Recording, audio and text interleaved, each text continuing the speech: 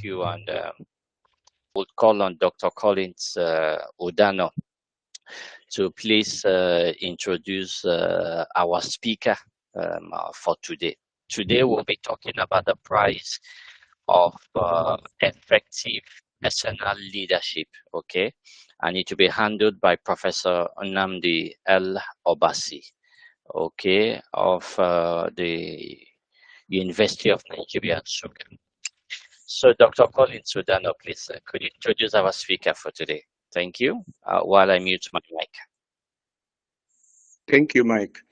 Thank you, and good evening, everyone. We're in the mood of the election. I hope tonight we will be able to listen to the lecture without being distracted.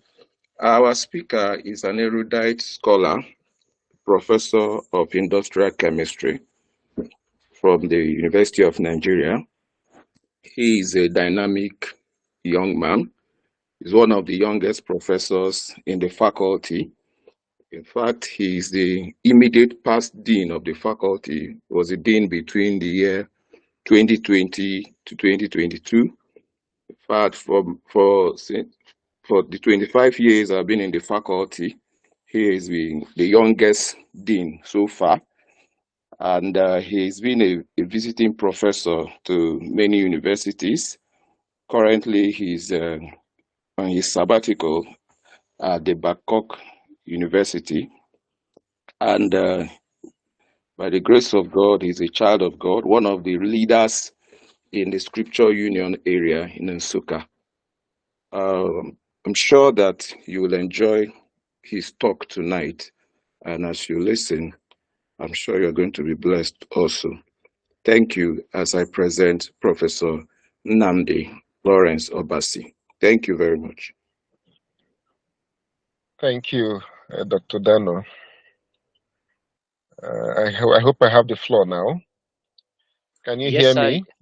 Yes, okay. We can hear you loud and clear. You do have the floor, Prof. Thank you. Okay. Thank you very much. Well, first of all, I want to thank the organizers of this webinar. When Dr. Dano contacted me, now I'm quite busy.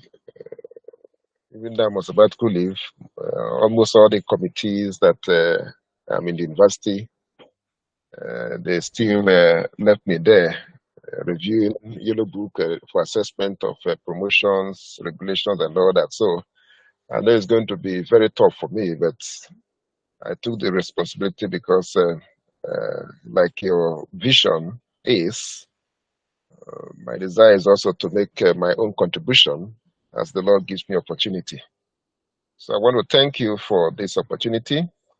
Like it has been mentioned, we're looking at the topic, the price of effective personal leadership. Of course, what I'm going to be talking about is not just about leadership in church. You permit me because everything about my life is about Christ. So I'm always making reference to life with reference to Him. But for me as a Christian, I've come to realize that I have one life to live. The life I live in church is not different from the life I live in my home.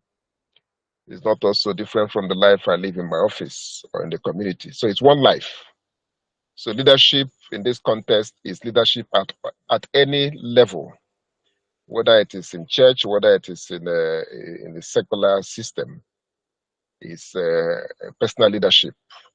So that's the background I want us to note. Of course, our country is where we are today because of a leadership deficit. Most of the people who are leading us they don't know what leadership is all about. And that is why we find ourselves where we are. So having said that, I think we can proceed to what we have today. Can I have the next slide? So what is leadership? You know, in the context of our country, most people are looking at the title. They want to answer president. They want to answer governors as we're in the mood of election now. So most of the times they are looking at the title. or the glory attached to the office without actually knowing what leadership is all about. I take a scripture, First Timothy chapter 3, verse 1. It said, "It is a true saying, if a man desire the office of a bishop, he desireth a good work." That's a King James Version. But in New Living Translation, it says, "It is a true saying that if someone wants to be an elder, or who is actually a leader, he desires an honorable responsibility." So leadership comes with responsibility. There's nothing wrong in desiring to be a leader. Well, if I say, unfortunately, some of us, we're not looking at being leaders. We're just living our lives uh, uh, as a normal. In those our lives we're living, people got us. Of course, God used them to get us into leadership. So, the leadership is not all about the title. It's not about the title.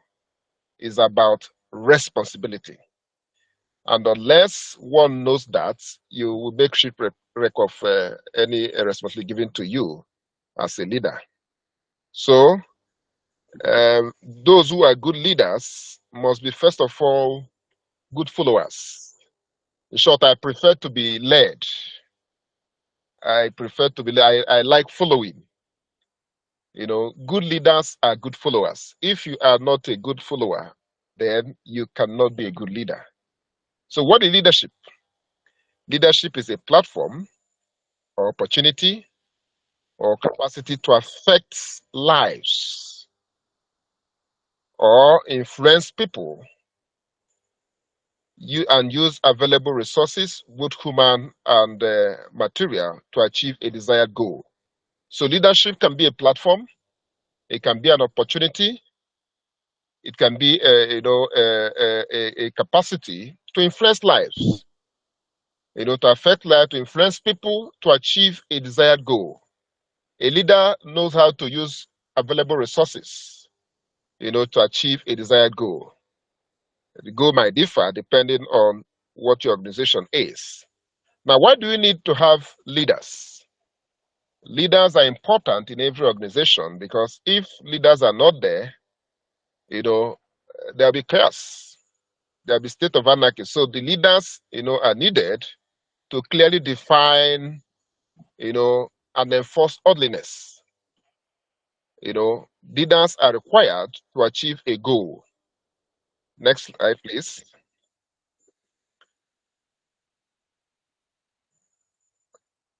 Okay. Now let's go to what is personal or self leadership. We're using the word interchangeably. What is personal leadership and what is self leadership? Well, I want to state that personal leadership is the yardstick and foundation for any leadership. Anyone who cannot lead himself cannot lead others. You must first of all lead yourself to be able to lead others. So if one cannot consistently focus, guide, and lead himself, there's no way such a person can effectively lead others. So personal leadership is simply the act of leading yourself. It is a practice of intentionally, and I mean this word with every sense of responsibility, is the practice of intentionally influencing your thinking, feeling, and behaviors to achieve your objectives. This is a quote from by Wright and Kazan, 2012. So it is a practice of intentional influencing your thinking, feeling, behaviors to achieve your objectives. It must be intentional. You must be determined about it. So self-leadership involves being consistent, developing character and integrity that commands respect, and endears people to you. Sometimes people try to enforce respect. You don't enforce respect. You earn it by your actions, by you building character, you endear people to yourself. Several years ago, when I was much younger, Dr. Dano said I'm a young man, but I think I'm an old man.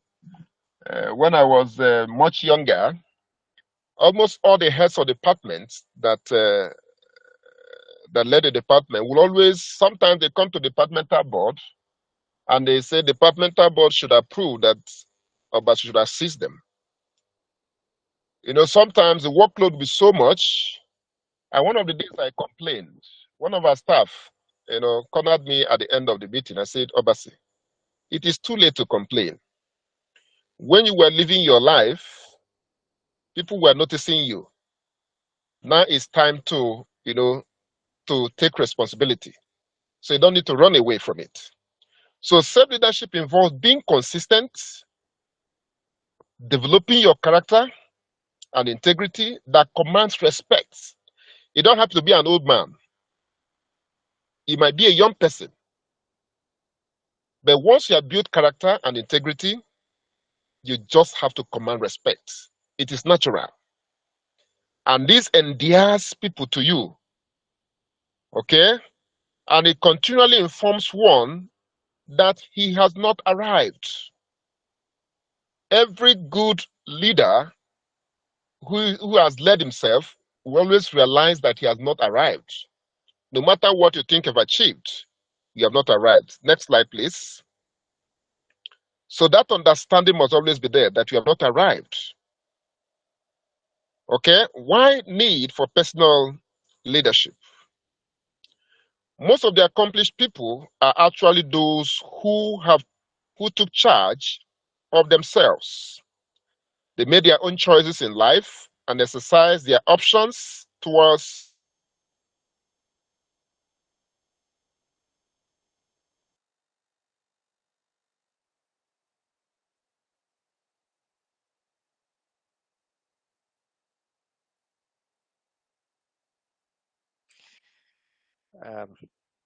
Just hold on a bit. I think he has a small network today.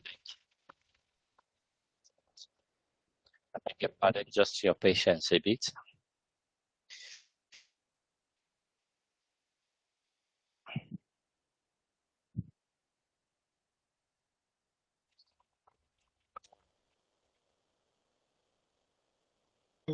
I'm immediate past, by the grace of God, immediate past dean of the faculty. And I remember when the then dean, who handed over to me, coincidentally handed over to me as the head of department. When I was elected as dean, he made a statement when I went to see him. He said, when you were living your life, did you have in mind becoming dean? I said, no. He said, when you live your life, people know, people see you. So the choices you make, the decisions you take will inform the quality of leadership you are going to be or you are going to make. This is very important as we see this as need to have to personally lead ourselves. Next slide, please.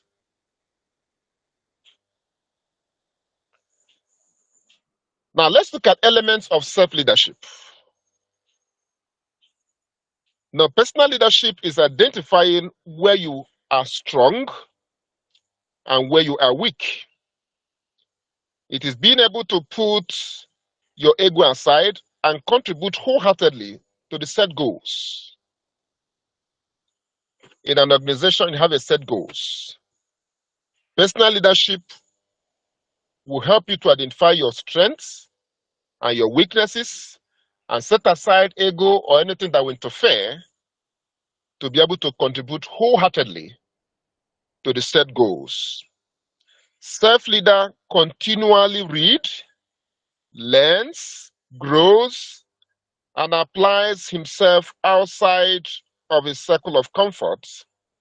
He takes ownership of all situations that is involved in. Sometimes when I talk to leaders, I tell them, you must own this responsibility. You must own this organization. A self-leader continually reads. I still read up to date. You learn, you relearn, you grow, you apply yourself outside your circle of comfort. Sometimes you take your comfort, and you must take ownership of, the situation that you are involved in. Now, other elements of self-leadership are you must lead by example.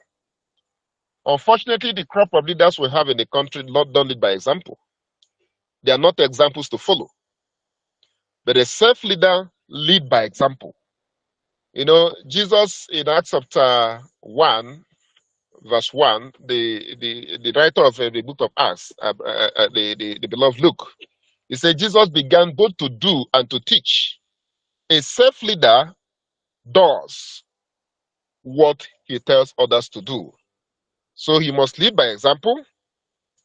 The leader must be subject to high authority, and we must be subject to one another. Like I said earlier, a good self-leader must be a good follower. So he must be subject to high authority. He must be willing to serve selflessly and with joy. He take it as a privilege. Sometimes, by the grace of God, I've served in several committees in the university. I remember when the Position E started, I worked with one of the then deputy vice chancellor academics in the university, setting the question for the screening. Of course, it started from UNN. Sometimes I'll be in the office till around 1 o'clock.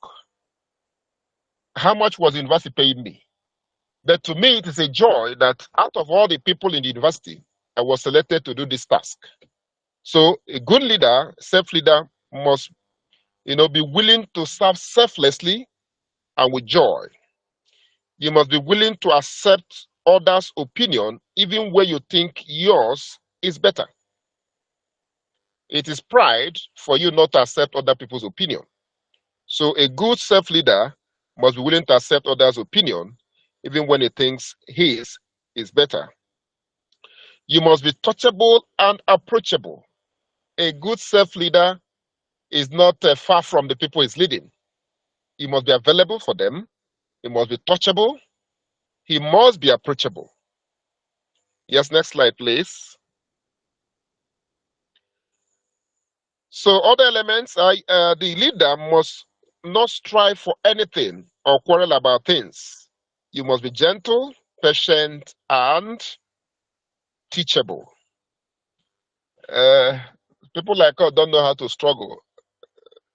This Naira scarcity, where I'm doing my sabbatical leave, each time I go to withdraw money, I see crowds. And once I see crowd, I get discouraged. So one of the days I went to the bank, and the banker was asking me, why don't I? I said, I don't know how to struggle. I didn't struggle when I was much younger. Is it now? What will it be said that I went to struggle to get money and people slap me? So a good leader must not strive for anything or quarrel about things. You must be gentle. You must be patient. You must be teachable. He must bear with the weak and understand with the stubborn among whom he leads.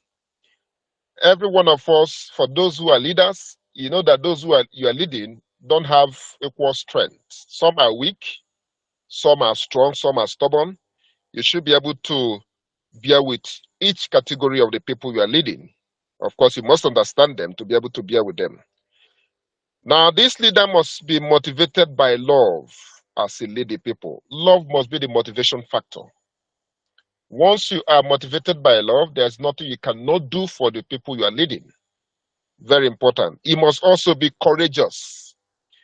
For me to be dean of faculty, if you know the Faculty of Physical Sciences, this is the faculty that produces the highest number of vice chancellor and DVCs. People like P.N. Okeke, former commissioners are there. For me to have led that people, it takes courage. So a self-leader must be courageous. He must be disciplined. That leader must be above reproach. So that there's no way those who are opposing will see anything to hold you down. You must be above, the self-leader must be above reproach. And these are things, by the grace of God, you do intentionally. Of course, you would have built your life over time, build character, build integrity.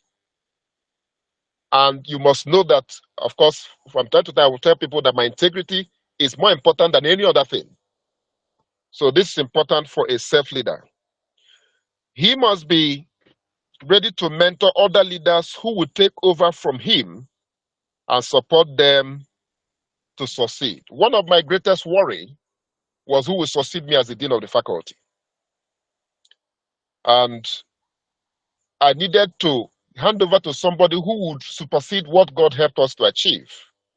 So a good leader, self-leader, must be ready to mentor others who will take over from and make sure that they also succeed as they take over from him.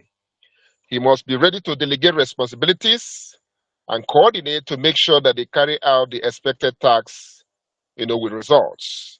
You must delegate responsibility and you must coordinate to make sure that the desired tasks and results are achieved. He must be self-motivated. Even when things are not working, you should be self-motivated to get things work. Of course, when you are self-motivated, your subject will derive some strength from your motivation. So a self-leader must be self-motivated. Next slide, please.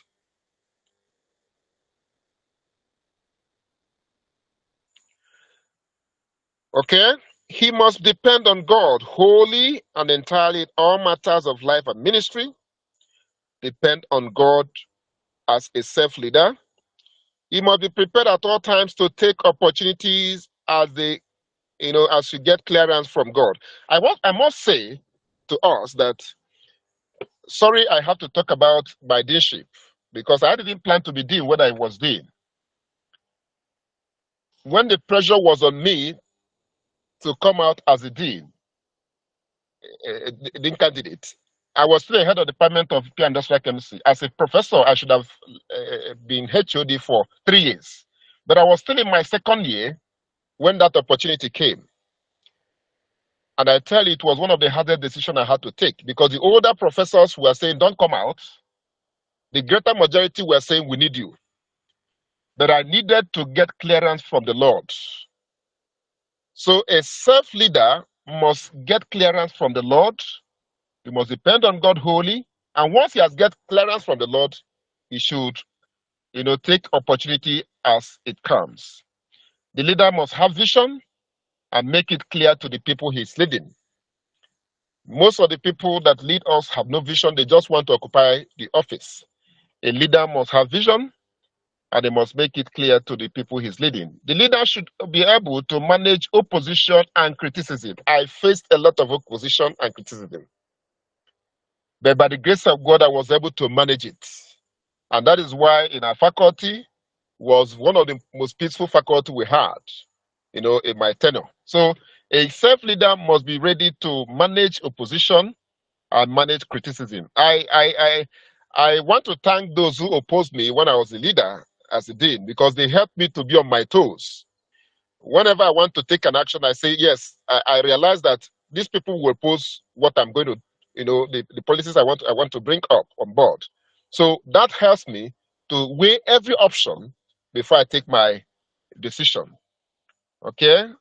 So he must also be transparent. People must see you as a very transparent person. The leader should not tamper with the public funds and resources. I was a HOD. For those of us who know chemistry department is a very rich department. Before now, those who become head of department will go and build houses in town. And I saw money. But that is public fund. A self-leader must not touch public fund or public resources. It is not meant for you. Very important. The self-leader should be focused and avoid distractions. Distractions will come, particularly from those who oppose you. You must be focused and you must avoid distractions. The self-leader must be sensitive and responsive to the need of the people. Identify the need of the people. Why, people struggle to get into offices in the country is because they don't meet the need of the people. So whenever they want to come out to recontest, it becomes a big problem. If they have met the need of the people, they don't even need to campaign so much. So a good leader, self-leader, must be ready to identify with the need of the people and see a way of solving it. Now let's look at the price of effective personal leadership. Effective personal leadership comes with a lot of price, and only those who can pay the price would benefit and maximize it. Now, one of the prices we must pay is that the self in man, which is the cause of all the squabbles we see in leadership, must be dealt with. Your ego, your pride, yourself must be sacrificed at the altar of the cross.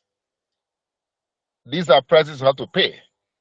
You might be insulted, but because you know where you are going to, you have to bear it. Our Lord Jesus Christ, for this joy that was set before him, he endured the shame, he endured the cross. So you must put your ego behind you to be able to, be effective in leadership. Because if you don't, of course, you are going to be distracted out of the office. You must be ready to spend and be spent with joy. Unfortunately, the leaders we have today, their interest is what is going to come into their pockets. But a self-leader who must be effective must be ready to spend and be spent. Spend your time, spend your resources where the need arises. Spend your energy to make sure that you achieve a set goal. For the sake of the people and the people you lead, you must be sanctified. There are some things you don't do, not because they are evil in themselves, but for the sake of the people you lead, you forgo some of those things. There are some things that are maybe free benefits, but for the sake of the people. We were having a meeting on Thursday. Yes, on Thursday. The committee reviewing the yellow book. That's for appraisal in the university. And the chairman told us that, there's no food for us because the council is on ground.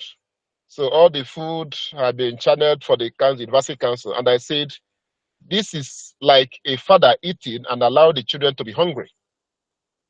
The council should be the father of the university. But they want to eat first before the people they lead, which is an anomaly. A self-leader who must be effective must be ready to spend and be spent with joy. For the sake of the people he leads, he must sanctify himself. You must be available to the people you are leading. You must be available. If you are not ready to make that sacrifice, then don't get involved. So you must be available. He's not a leader that is far away from the people he's leading. You must always spend time with the Word of God and prayer for both yourself and those you lead. You must pray for them.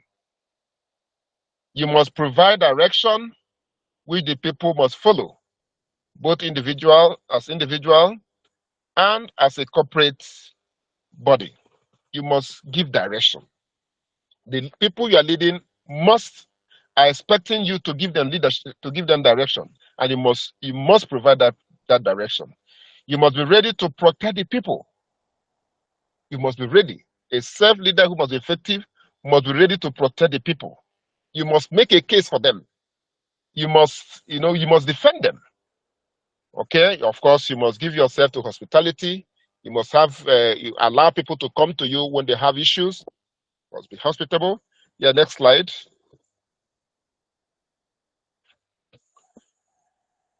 Next slide, please. Now, how do we create a personal leadership development plan? If we must be effective self-leader, we must have a plan. You must develop a plan. Now, leadership development is a long-term strategy. Actually, it's a long life thing. So we keep learning, we keep developing ourselves until we go to the grave. So it's a long-term strategy where someone prepares for future managerial and leadership roles. And I tell you, sometimes you might not even have in mind to lead, but you are just developing yourself. Of course, we are leaders at every level, both in our homes. You must develop a plan. Now, the crux of a leadership development strategy is a plan which will outline the competencies one requires to become a leader. Very important. You must have a strategic plan, a leadership development strategy of how you are going to develop yourself to be competent both now or in the future as a leader. Now, to create a personal development plan, one must identify his strengths and weaknesses, as well as potential areas of future development. This can follow SWOT's framework, which uncovers one's strengths, weaknesses, opportunities, and threats. That's for Duncan 2017. So you must identify your strengths as you make these plans. Now, what are the action plans? The action plan requires development goals. You must develop your goals. What do you want to achieve? What are the actions that are needed? How do I measure the success? And how do I schedule the goals? The goals, are they the ones that will be immediate? Are they long-term goals? These are the plans you must make in this development of leadership. Now, engage in leadership development program with a time frame to improve your skills or acquire new skills. You must be involved in leadership development program to acquire more skills or new skills or to improve on the ones you have. You must apply the newly acquired leadership skills and competencies in practical contexts. As you go for these programs and you learn some things, you must put them into practice. Of course, the more you practice it, the more effective you become. Now, you broaden your leadership knowledge by observing and learning from more experienced leaders. This can be achieved by interacting with these experienced leaders. Well, fortunately for me, most of my friends were elderly people. I didn't have young people as my friends. And maybe that helped me right from when I was much younger. I was fortunate from my primary school, secondary school to the university to have, my teachers calling me close to themselves. So most of the friends I have were elderly people who always shared their experiences, their failures, and their progress. And this helped me, to harness their strength. And that is important if we must also develop a leadership program for ourselves. You must identify with experienced leaders, tap from their experience. And with that, you would have been ahead of your peers. Yeah, next slide. Well, this is one of the things that is lacking among the young people of our time. They feel the older people are dated, but if you can make some of these experienced leaders your friends, it will really help you. Now, how to create a personal leadership plan continues. Choose the method of leadership development. Now, it depends on your interests, your vision. Maybe. I don't know why my distance is not speaking. I'm hearing the voice. Are you? I think there's a noise at the background. Yes, there is a noise. There is an interference from someone. I think that's Chibuzo. Okay, let me continue. So, okay, continue. Yeah, you choose the method of leadership development depending on your interests, your vision, your organization, and of course, there could also be a mix of these development strategies and training methods. One can adopt a micro-learning.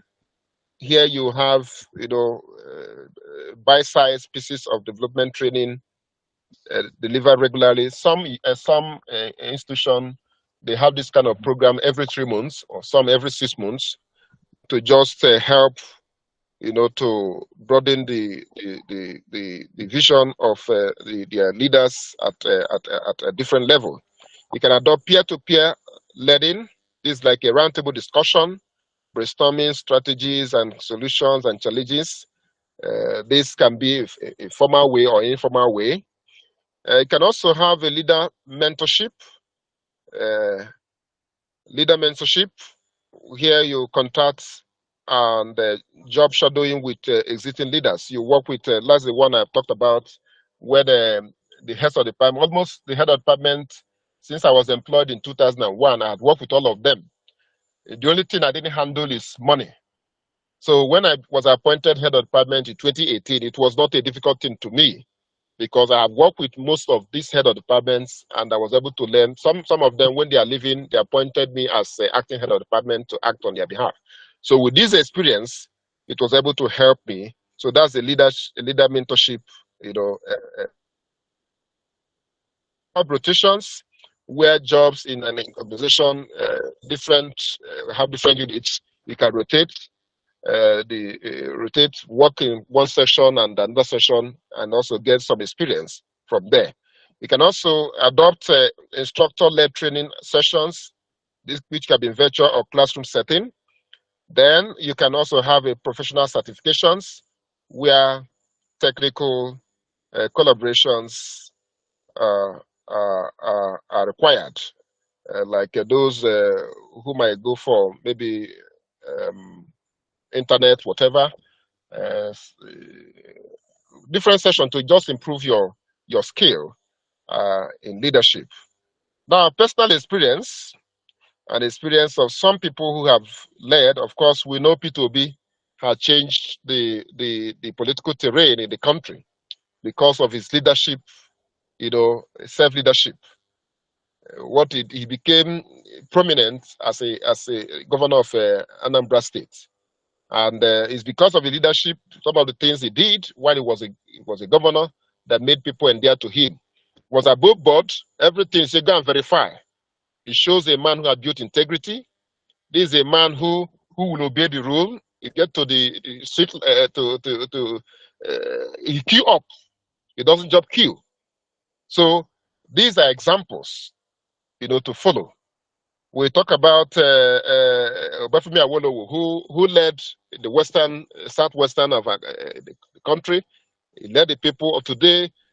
Every politician in southwestern Nigeria want to, identify with him because of his free education. Well, my cousin Ben is a director in the office of head of service. When he went there were things he did which today he discovered that people from Ebonyi State are disadvantaged, and he made a case for them. And today, over 500 persons have been employed in federal civil service from Ebonyi State. That's leadership. Of course, people sell their job, but he doesn't do that. He doesn't need to know you. Once you are qualified, he makes a case for you. Well, I've shared a few of my experience while head of department. Well, as a head of department, we're able to generate some money, was able to tie offices, buy ACs, meet the needs of the department, getting a generator when there's no power. The generator gives light to both offices and labs. I was able to buy them a Sienna vehicle that costs about over 3 million. That was in 2019 or 2020, and several other things that God helped us to do. And as a dean, I got the vice chancellor to roof cover building. There were new things we did, which once you just visit the university, visit Faculty of Physical Sciences, I don't need to blow my trumpet, but God helped us to do all those things to change the terrain. Those who, if you merit something, you don't need to come to me. I know that this is what you need, and this is what you deserve, and I go out of my way to make sure that you get it. You got what is your due in the faculty. So these are a few things. Of course, Mandela, with his leadership, was able to liberate the South African from the apartheid. So there are several other people who have led, who can, learn from them and develop ourselves to make our impact in our own generation. Okay, so next slide. So you must leave a legacy. If you are a leader and you didn't leave any legacy, then you have failed. The person I handed over to me, there was something he asked me, and I told him, well, it's good to do what these people are asking you to do, but you are not going to be judged by what you gave them to eat as a dean. You are going to be judged by what you did, what you left behind. So you must have a clear vision as a leader. Any opportunity that God gives to you, you must have a clear vision. What do you want to achieve? If your leadership is tenured, you must know when you are leaving and make plans to be able to achieve set goals, achievable goals under God. Have vision and trust God for way to get those vision actualized using the resources, both human and material resources available to you. You must be passionate about it. You must leave a mark behind. When you leave office, it is what you left behind that will speak for you. We talk about Nnamdi Azikiwe today. He was instrumental in getting University of Nigeria Nsukka. He's no more, but we'll still remember him for that. So what you did while in office is what you are going to be remembered for.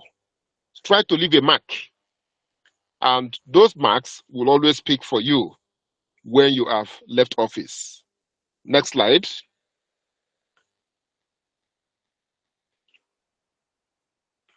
As I begin to conclude, I read 2 Samuel chapter 23, verse 1 to 3.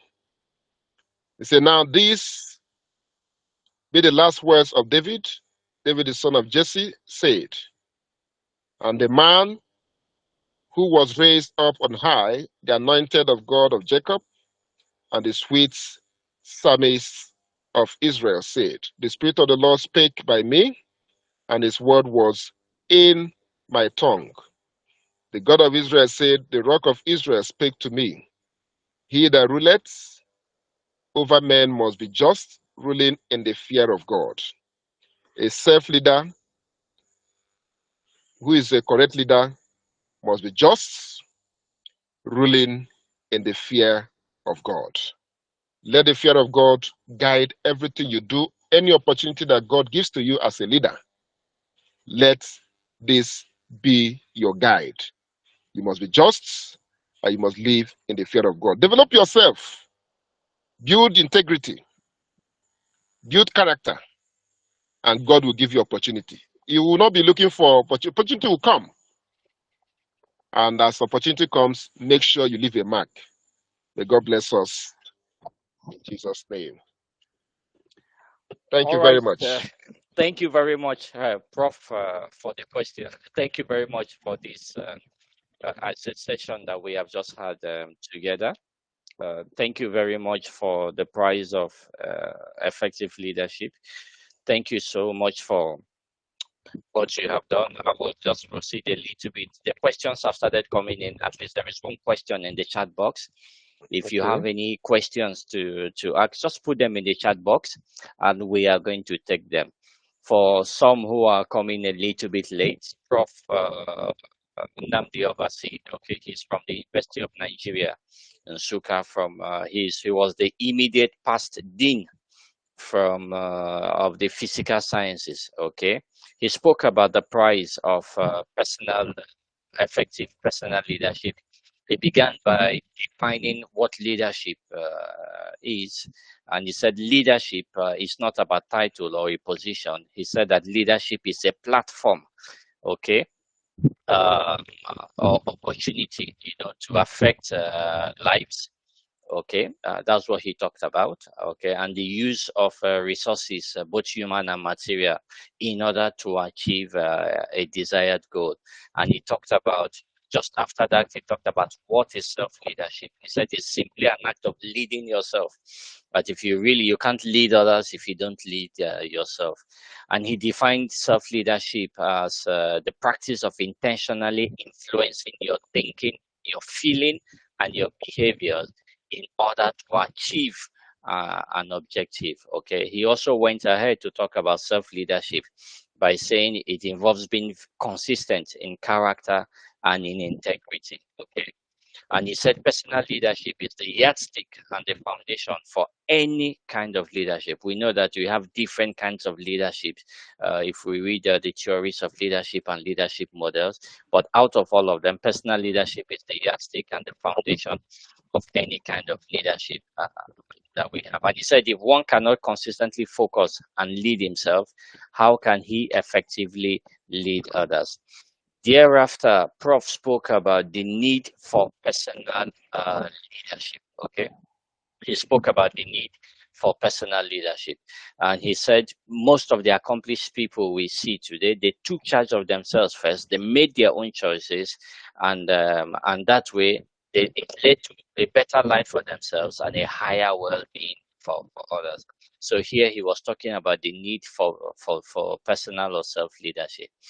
Prof also went further to talk about the elements of self-leadership. I think he talked about 22 of them. I'm not sure we can go through the 22 elements of self-leadership that Prof talked about today.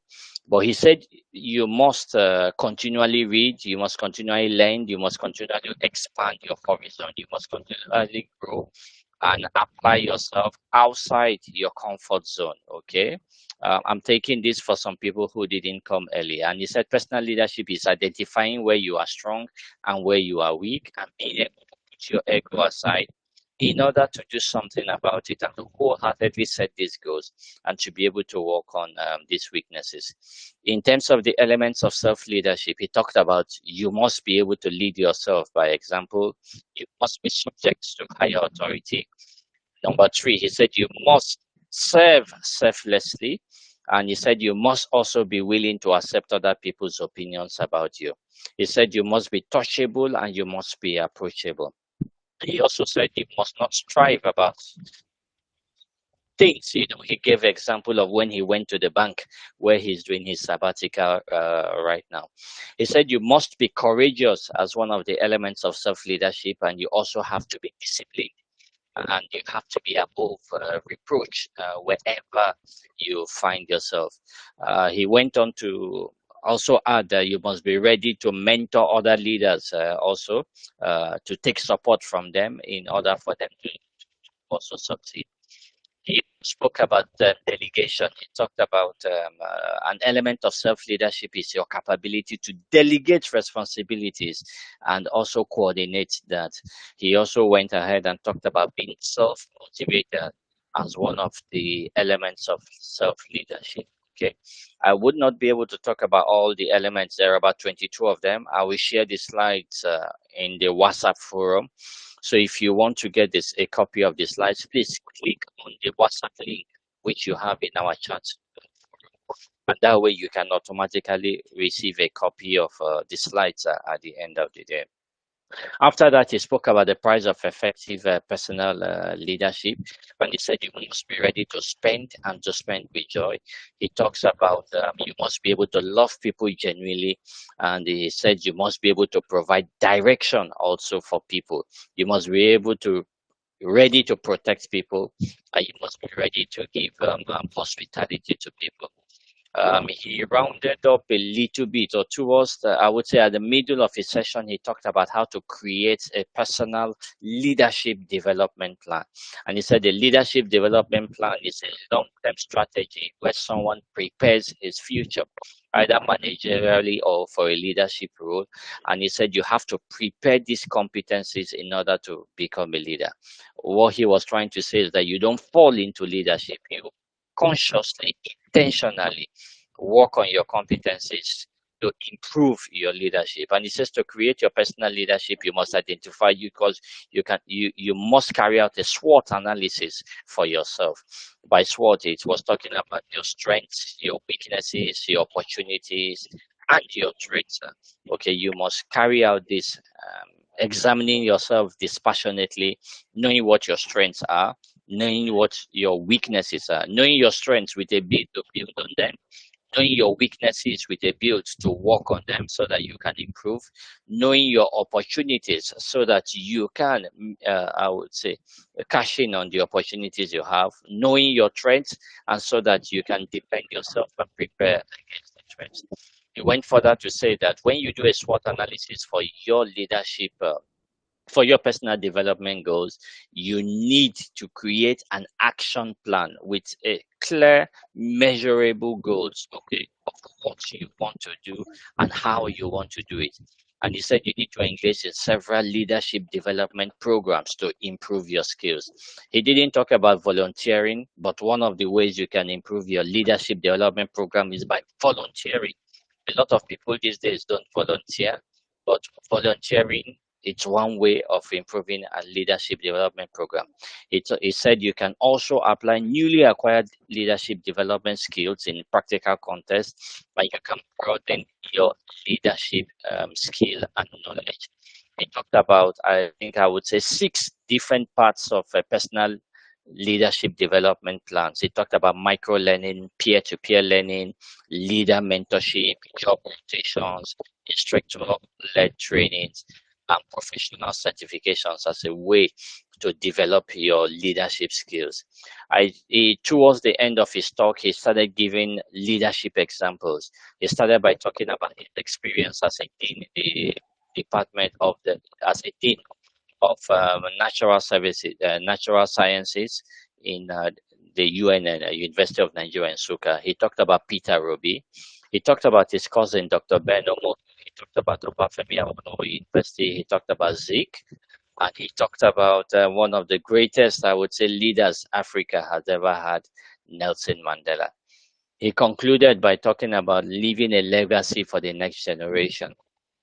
That to do that, you need to have a clear vision of what you want to achieve. You need to be passionate about it, and you need to leave a mark behind. He gave a conclusion by talking about, I think, 2 Samuel 23, 1-3. And he said he wants to conclude that to be a correct leader, you must be just. You must be ruling also in the fear of God. So we'll go straight now to take the questions which we have. There are a number of them. I will start with the first question we have here by Austin Daniel. Good evening, Professor. Thank you so much for your fantastic presentation on leadership. Your presentation was slanted towards biblical qualifications, and rightly so. However, there are many people who don't give a damn. He said, excuse my language, please, about spiritual values. Is it that they cannot be good leaders? Bear in mind that there are countries that are well developed and well organized, and they have no regard for Christ, Christology, or biblical teachings, but they do well in terms of leadership.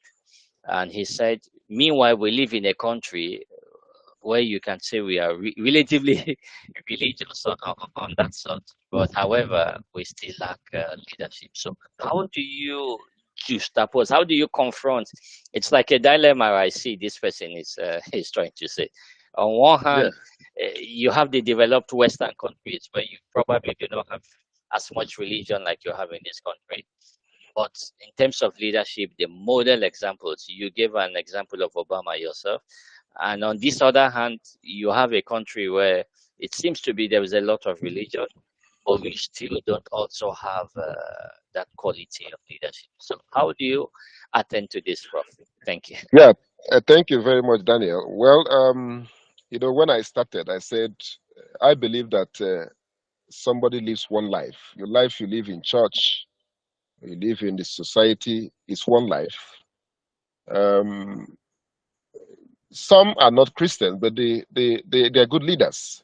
In those countries, their laws, they obey the law. Their laws are obeyed. So they know that anything they do contrary to the law, no matter who you are, you must face the dance. Some people who are not Christian here, they are also guided by their family background. There are things you must not do because of the background you are coming from.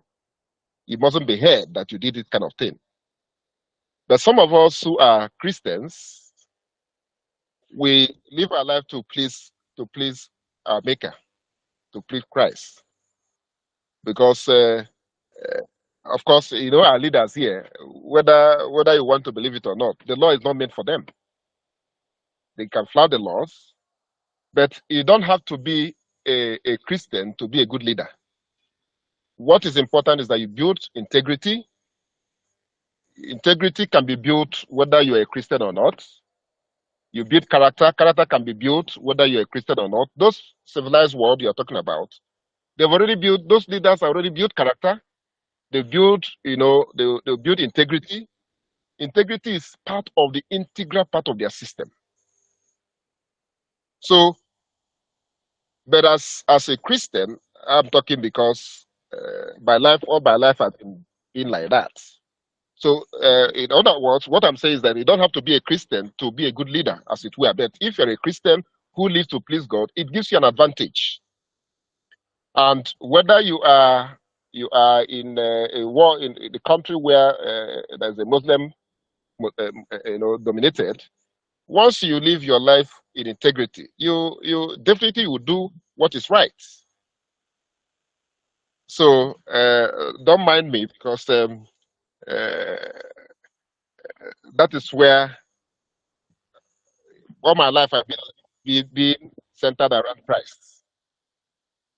So I don't know if that has solved your your worry. Even those who claim who are our leaders today, some of them also go to church, but they go to church does not mean that they have integrity. No, the church does not give you integrity, as it were. It's you that will make up your mind to build your life in integrity based on the teachings.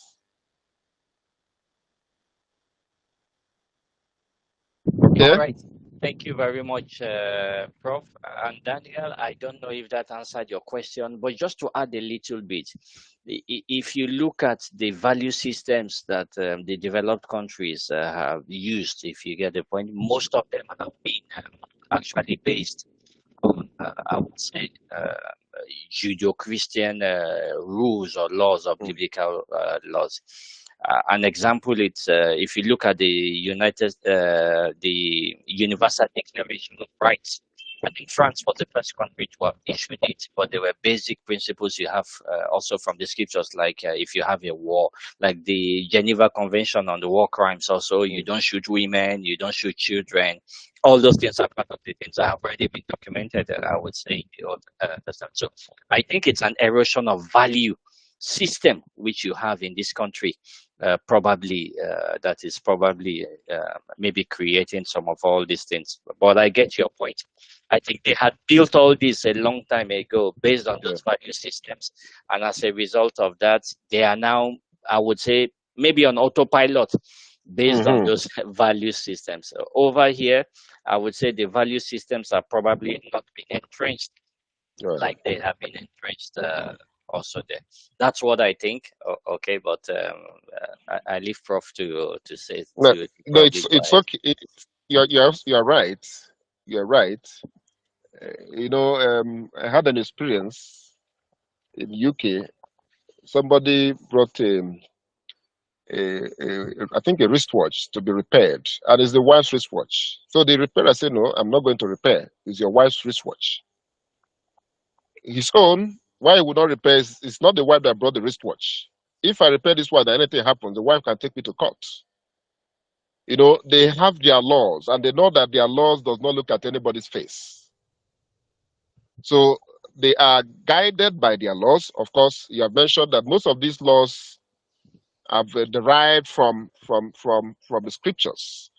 All these countries, some of them had actually, made their laws from scripture. Apart from, despite what we see today, that they are feeling that Christianity is whatever. But having said that, they have built their integrity, they have built their system to the point that you just come in and fit into it. That is, you don't do. It wasn't like that initially, but over time, you've seen that, built up, and people are born into it, they grow up into it. This is not obtainable in this climate. Okay, thank you very much, sir. There is another comment in the chat box. If you also have a question to ask, you could also raise up your hand like this. I don't know if you see this electronic way of raising up your hand. If you do like that, then I can also call on you if you do not want to type it. There is a hand something just in front of your screen.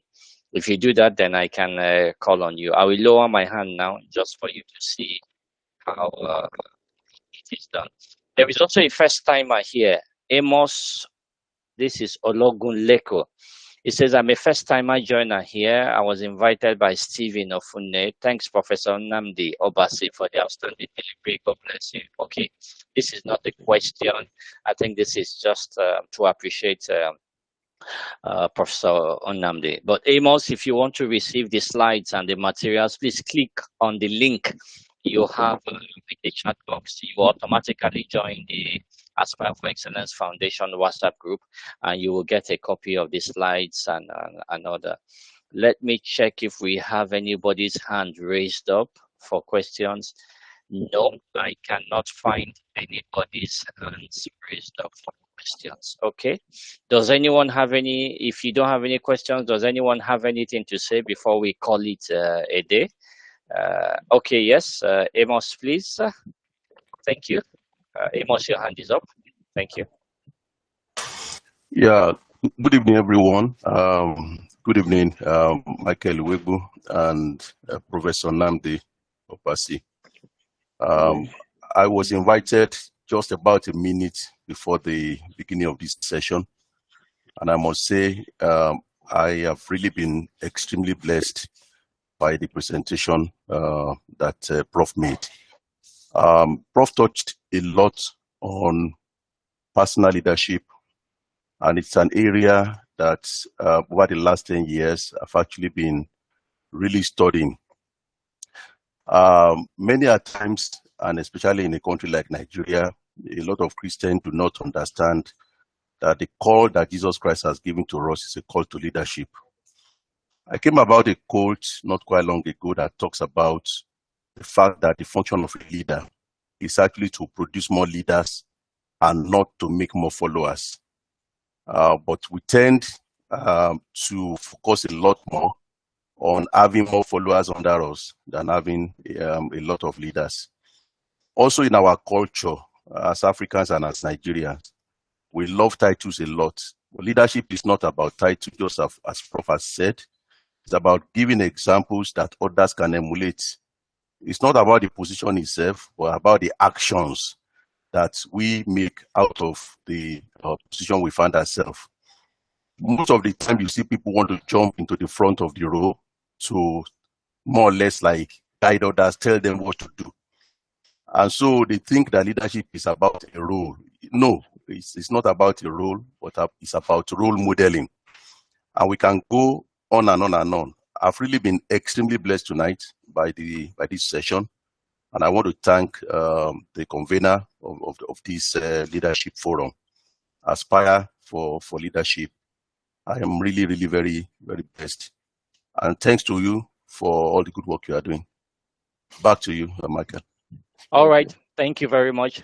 Thank you very much, Mr. Amos. Much appreciated. We have another question. We still have some few minutes. This is from Victoria Chukuna. It says, please, sir, can you mention the steps on how to handle oppositions in your leadership role? I think this is a very critical question. A lot of people do not like oppositions. So please, quickly. Well, in my little experience there are people who have made up their mind, no matter what you do, they will never accept it as correct. You don't waste too much time trying to explain yourself out or trying to justify yourself. I'll share one example.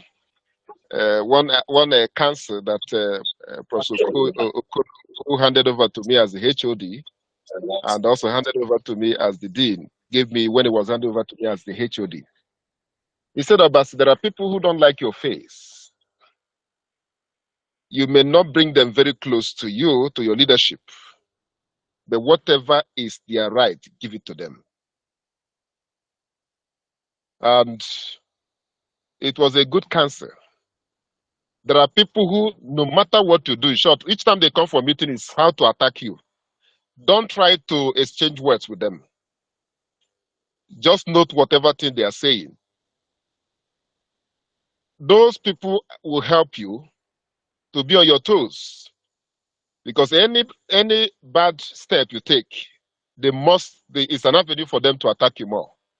And don't waste your energy trying to justify your actions. Don't even join issue with them. Okay? As much as possible, give them the respect that they deserve. Anything that is, due to them, give it to them. But don't try to fight them, because once you start fighting them, that is distraction. In short, one of the first things I got, one of them wrote a petition against somebody.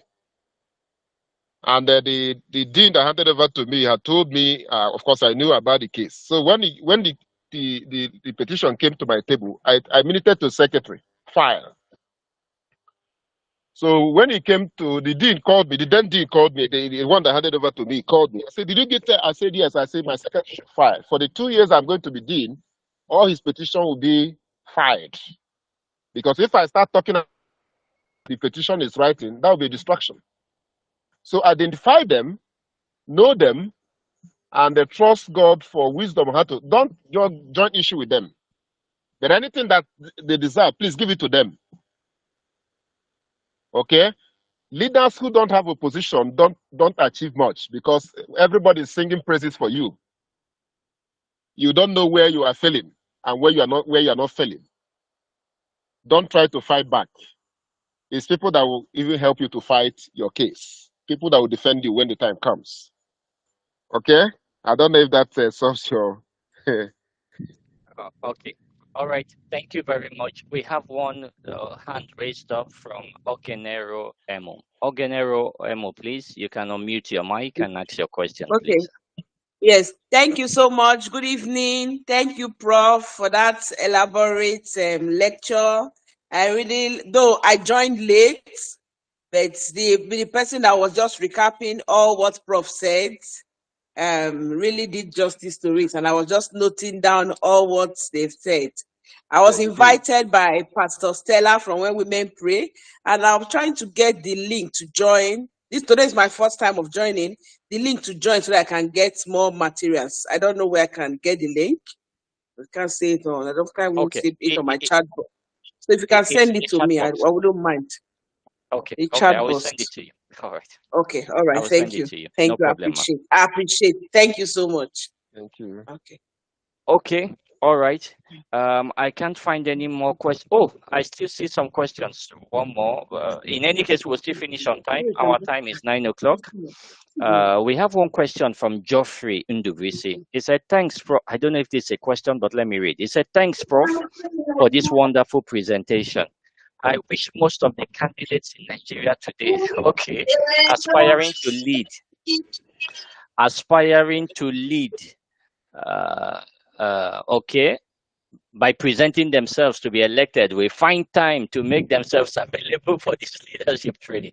Okay, I thought it was a question, but it seems this is not a question, but it's probably more a compliment, and more an advice. And I think there is probably something that is missing in this country. Just before I acknowledge everybody here, before I go, Prof, I happen to have I've lived a bit in the western part of the world. I observe that in this country, we don't have any school. I give you an example. In France, there is a school called ENA. It is called École Nationale d'Administration. What it means in English, it's a school for national administration.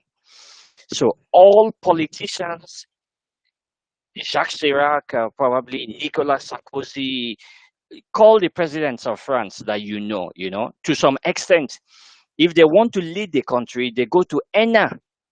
You get the point. But it seems in this country, we don't have call it a national curriculum, call it a national school, where leaders who will lead the country, they learn the rudiments of politics, of leadership, of leading people. What would you like to say about this? It seems it's missing completely in Nigeria, but in some countries in the West, you have this kind of thing. What would be your take on this, just as we round up?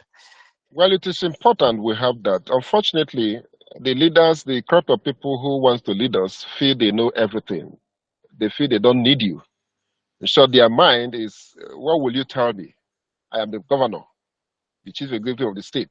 I am the vice president. So what will the layman tell me? Which is very bad. And that is why, of course, most of them go in there not because they want to lead the people. They just want to answer the name and take advantage of the office and amass wealth. So it's a very big problem. But if we get the correct leadership, who would drive it, that it must be compulsory, that you must subject yourself to leadership training that will help you to lead the people. I think Nigeria would have been on the path of getting it right. But the problem is that the crop of leaders we have here are too proud to even subject themselves to such leadership training. But I think it will be a very good, development for our country. Of course, when the instructors there are the people who will tell them what they should know, not those who will sing their praises, but tell them what they should know and what they should do. Okay, thank you very much, Prof. In fact, we have an answer here from Amos. Okay, in fact, he has posted in the chat box. We have a school. I think it's NIPSS Kuru. Okay, okay, and this is for national leadership, and I think I remember now. I think this is a school for people who are potential leaders. Okay, and people who want to lead the country. So, for anybody who wants to be an administrator in Nigeria, probably this is the place to go. So, if you're interested, it is on the chat box. Just click on the link and you can, I think it's National Institute for Policy and Strategic Studies. I think that's the name of the school you have somewhere in Kuru. The issue is how many of the leaders go there for training? Yeah. That's the question. Yeah. Okay. Okay, I get your point. All right. So thank you, everyone. And now